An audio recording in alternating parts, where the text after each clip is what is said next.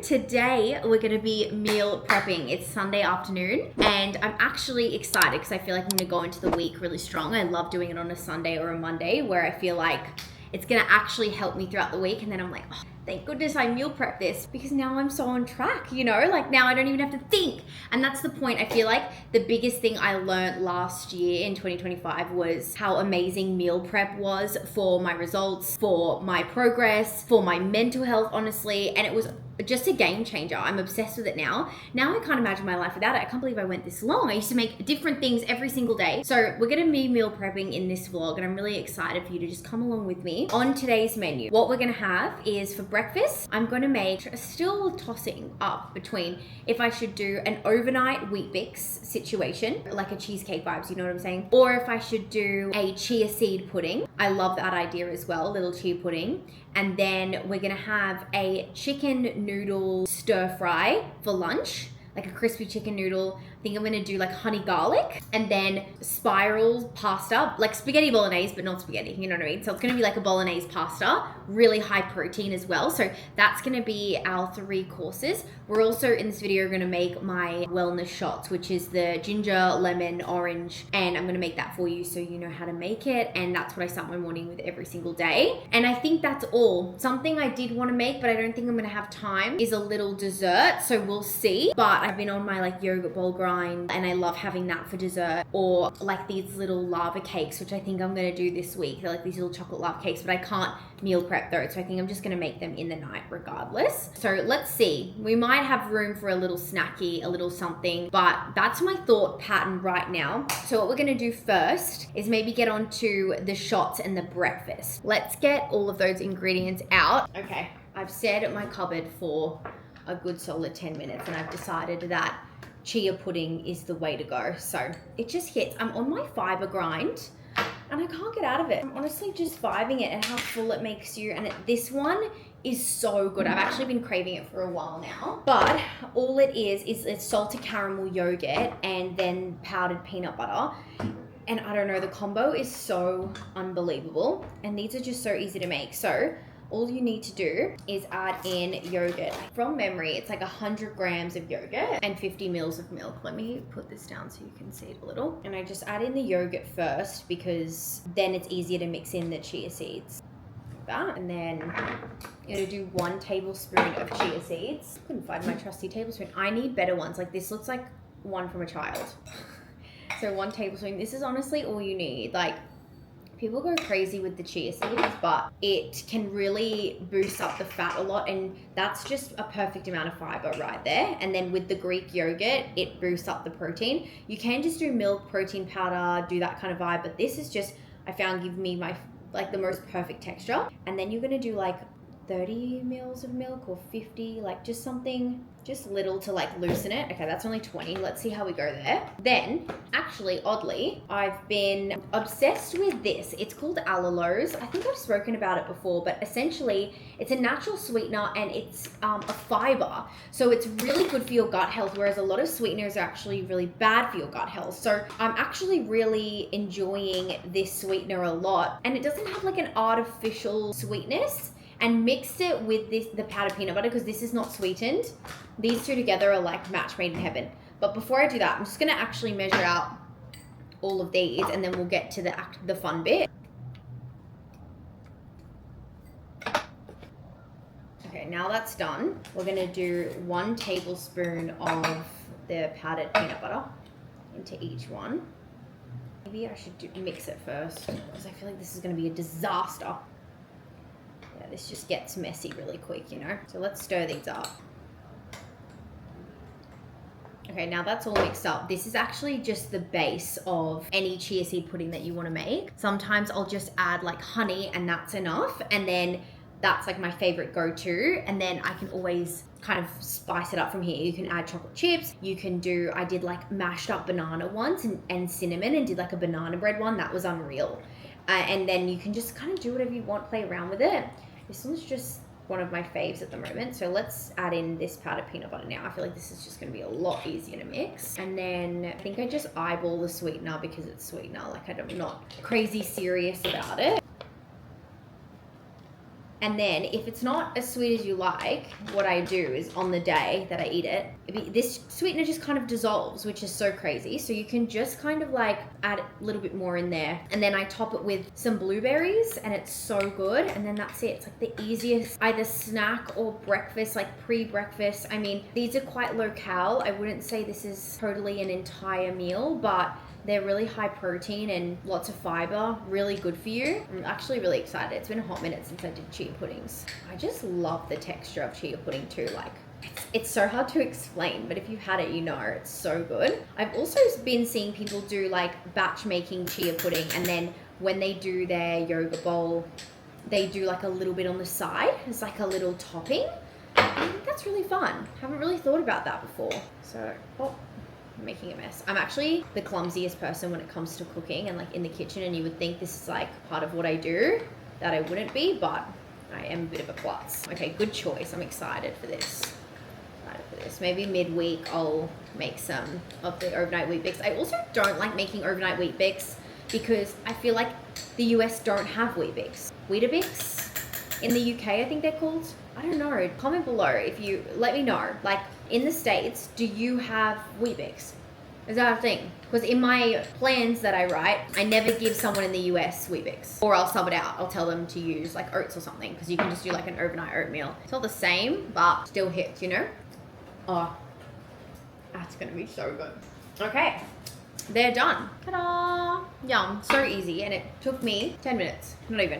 Perfect. Okay, I've gotten all my ingredients out for my shots. That's what we're gonna do next. I just have to get the juicer. So I use a cold press juicer. I was fortunate enough to actually be gifted one of these because, not by the brand, actually funny story, my cousin got gifted it from a brand and she had to do a video about it. Anyway, long story short, she gifted it to me after about, I wanna say like 3 years ago. And I'm still obsessed with it. So I adopted a cold press juicer. Essentially what a cold press juicer means is it's kind of like, from what I know, it's like almost a massive, like really strong, kind of pushes all of the juices out. And it keeps more of the vitamins and the minerals. I don't know, someone can correct me. This is what I was told. But then a juicer takes some of those vitamins and minerals out. Like it's not as productive. Anyway, regardless of the point, I think what does the same thing is if you're to blend it and do a cheesecloth. So if you don't have access to any kind of juicer, any kind of cold press juicer, whatever, you can just put it in a blender, get a cheesecloth or a nut milk bag, squeeze it out, put it in your little things and you're good to go. So let's get this bad boy out. So you see there's like this little strainer thing, comes out here. You put this huge thing in there and it kind of churns it. All right, let's get this show on the road. I'm gonna cut all the fruit. So for the ingredients and how much of what I use, I actually do mostly orange and just a little bit of lemons because lemon can ruin the enamel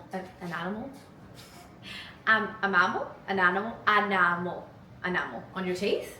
I think I got there, who knows? And also oranges are just so good for you. They're like nature's medicine. I'm obsessed with oranges and they make it taste good. So I do 5 oranges, 3 lemons, and 1 big thing of ginger, like a whole thing, you'll see. Also, this is so random, but the best way to cut up all the fruit is actually with a bread knife. I don't know how I discovered this, but it was like the only knife that I had and it actually worked out. So I just take all the skin off just to make it easier for the juice. I haven't actually tried it on. I just assumed that like it wouldn't do as well. These oranges look unreal.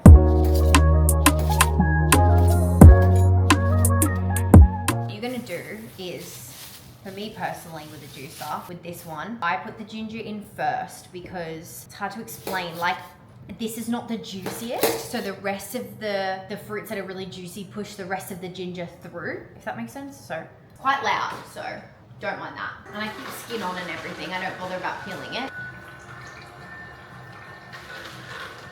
Now let's start feeding it orange.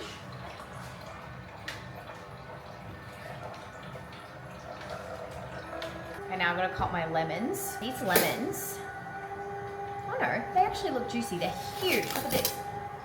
That's a huge lemon.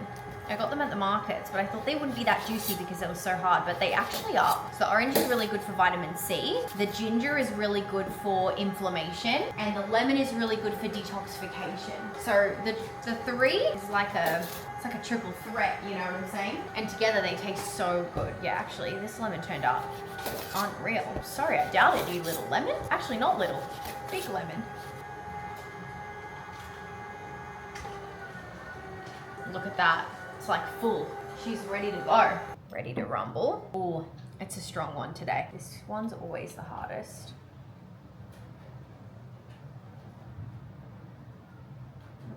Yep. Oh. Guys, I'm not very good at this, as you can tell.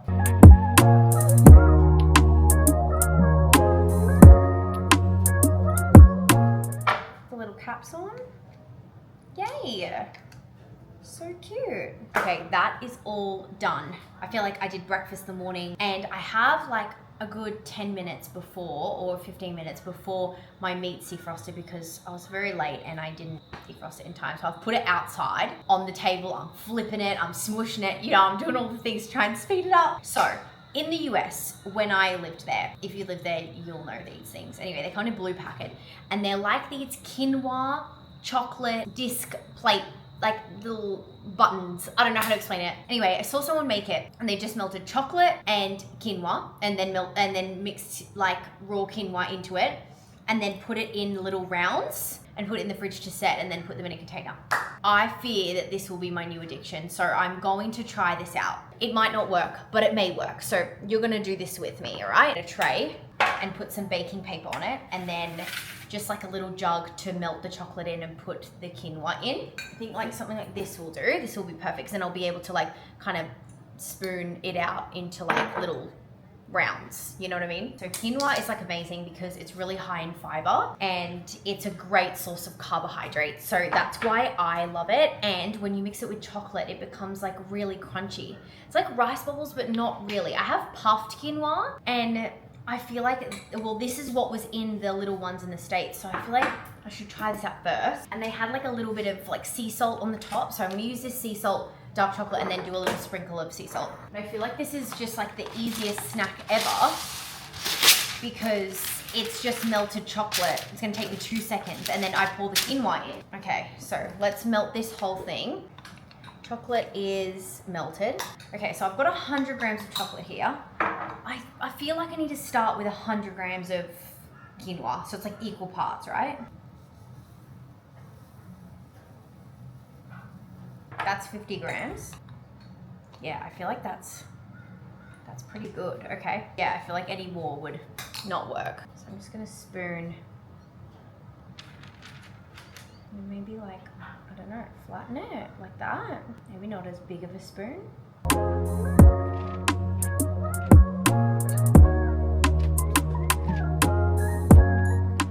Ta-da! Okay, let's hope this works. I'm excited, actually, low-key. It's giving like Rice Krispies, but like, I don't know, I feel like this is gonna slay.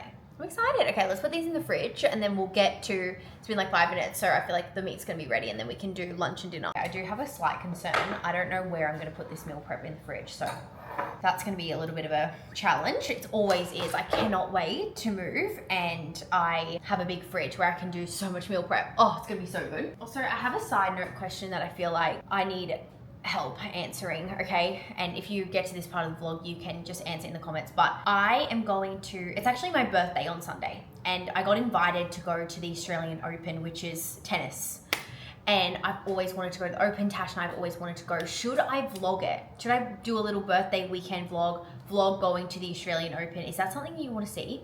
Or is that kind of boring? I don't know. What if it's not, like, what if there's not much to vlog, you know?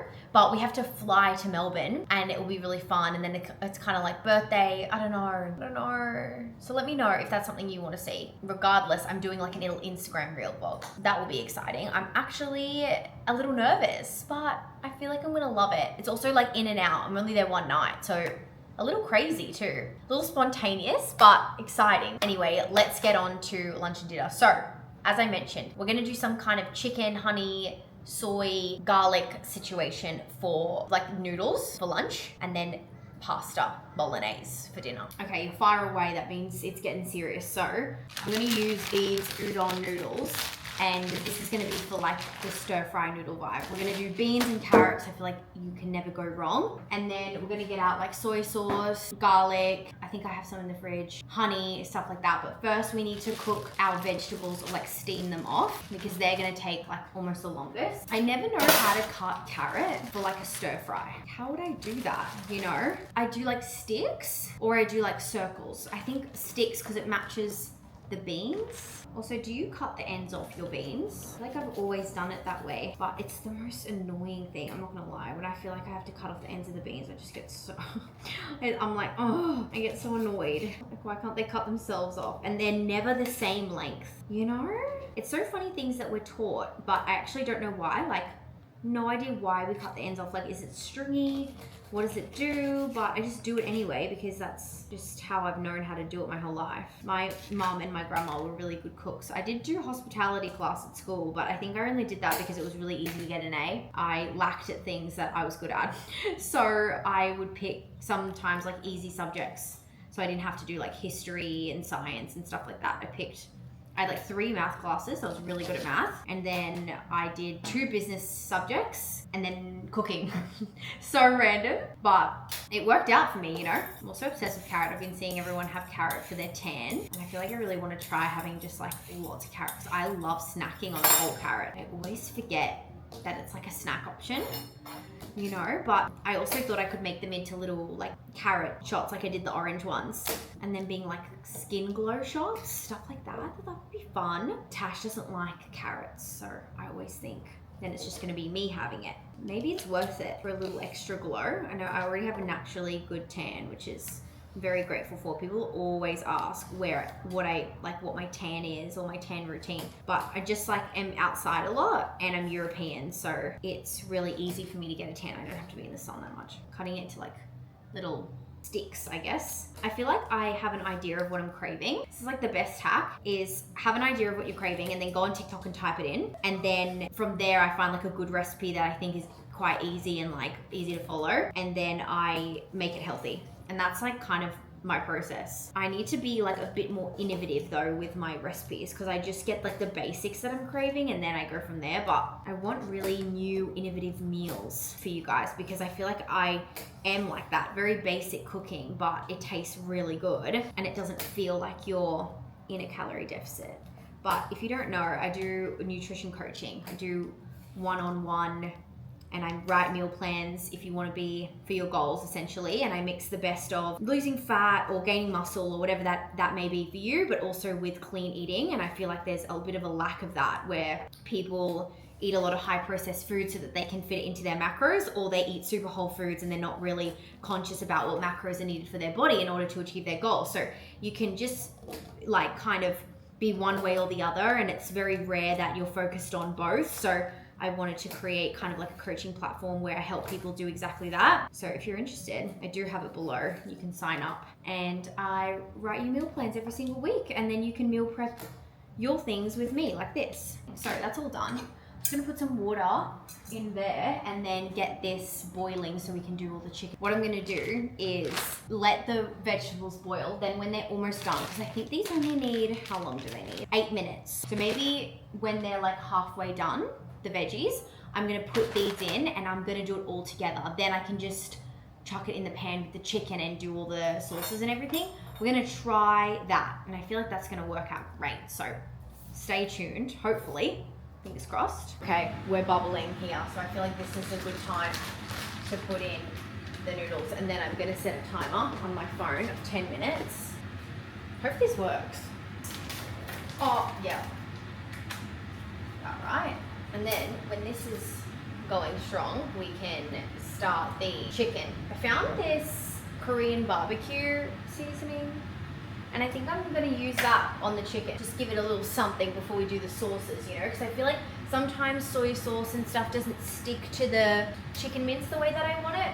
I have this love-hate relationship with chicken mince. I feel like it's kind of gross, but it's so convenient, you know? But chicken mince is one of those ones where it can be so lean because it's just breast, and it's never really that dry unless you really, really overcook it. But you also know that it's like cooked. There's no chicken phobia around it. I'm not a clean cook, okay? I'm also a bit chaotic. I think these are done. This is these. I get all my meat from Butcher Crowd. It's honestly the best service ever. All the meat is grass finished and it's just the best quality meat and you can taste it. It's so good. There's like no added hormones, ethically raised, no antibiotics, no GMOs, like just like the cleanest form of meat. If I was to have my own farm, which I'm just obsessed with. So they do like their own little schnitzels. This is so good.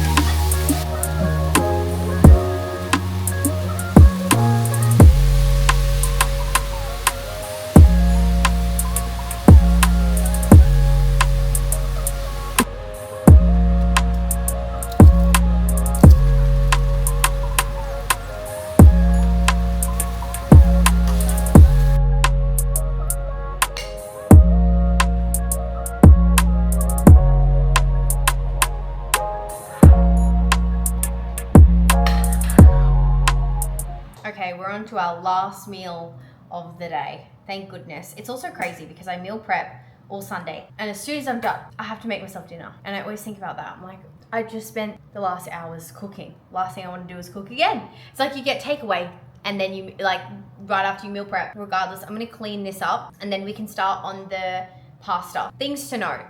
With the pasta, I use this pasta. If you're in Australia, it's called pulse pasta. The red lentil one is the best one. If you're in the States, I think it's called banza pasta. It doesn't taste as good. You can just use normal pasta, like pasta's not the enemy, okay? It's actually really good source of carbs. So I'm gonna use this one, the red lentil one. I'm absolutely obsessed with it.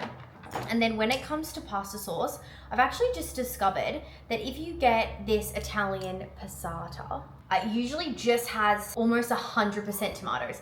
Then you add your own seasoning. So Mingle actually have spaghetti bolognese seasoning, but that's how I make it high protein. And then I use like a low fat, high protein cheese on top. This per serve has 23 grams of protein and that's without the beef. But there's only 3 serves in this, I think. So when I divide by 4, you're getting like a 40 gram still protein or 30 to 40 gram protein pasta, which is unreal and with minimal ingredients. So I absolutely love that. Let's make this because this is one of my favorite dishes to make, but we're gonna boil the pasta first. This is how you make the bolognese. It's probably the easiest one you've ever made. I'm actually kind of Italian. I'm Sicilian. My family history is Sicilian, but I'm actually half Maltese. Hence when I mentioned before about my tan and I'm Maltese. Anyway, so I kind of am Italian, kind of not, but there's nothing Italian about this. My Australian mother taught me how to do this. So that's that. Take it as you will. Essentially to a hot pan, I'm just gonna add the extra lean beef mince. This is pretty important because especially if you're in a calorie deficit, like the leaner the meat you can get, the better. And that's because you can get more volume out of it. So you can eat more protein for less calories, and that's what you want. I'm just gonna keep stirring this pasta, but we're gonna break up and cook off this mince, and then we're gonna add our tomato paste. I'm just gonna cook this off. See all this liquid here that's coming off the beef? You wanna drain this because it makes it taste really beefy and you'd rather it taste like tomatoey, if that makes sense. What I do is I just push all this to the side like this, drain this out over the sink. There we go. Then you're gonna add your tomato paste. I just use one of these packets. This does something. Searing it off does something for the acidity or something. I've forgotten the details, I just do it, you know? This is when you're gonna add your tomato sauce, this bad boy. See if I can open it. There we go.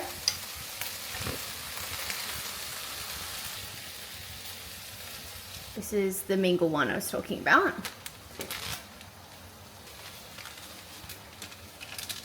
So easy, look at that. What we're gonna do is add a special ingredient into there. Balsamic glaze, this is what it looks like. And this just, I don't know, this does something. It's unreal. So I just give it a good, like that.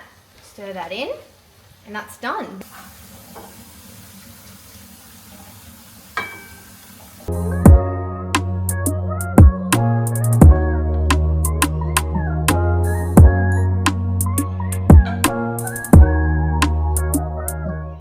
before we end off the vlog, I thought I'd just try one of these with Tash because she also was obsessed with these and they look like they turned out okay. I feel like they're still a little bit melty. I'm not sure. Let's try. So they're melting in my hands a lot. They're not as crunchy. You want to try this one? They're good. Just need to be frozen, I think. You think frozen? Yeah. Okay. We'll freeze some, refrigerate some. So good though. Oh, okay, slay. And that concludes the vlog. I hope you enjoyed meal prepping with me. I'm exhausted. I'm so hot as well. I feel like this just, it's a lot of effort, but I have to constantly remind myself that it's so worth it. During the week, I'm so happy when I pull it out of the fridge and I'm like, so glad I did this on Sunday. So I hope this inspires you to meal prep, and I'm excited to do more of these videos. If you want more ideas and everything like that, you can go into my Instagram. I usually do these once a week so you can get some meal ideas. But if you need help with your meals, I do nutrition coaching where I can put together a meal plan for you every single week. But yes, I hope you enjoyed and I will see you in the next vlog. Bye.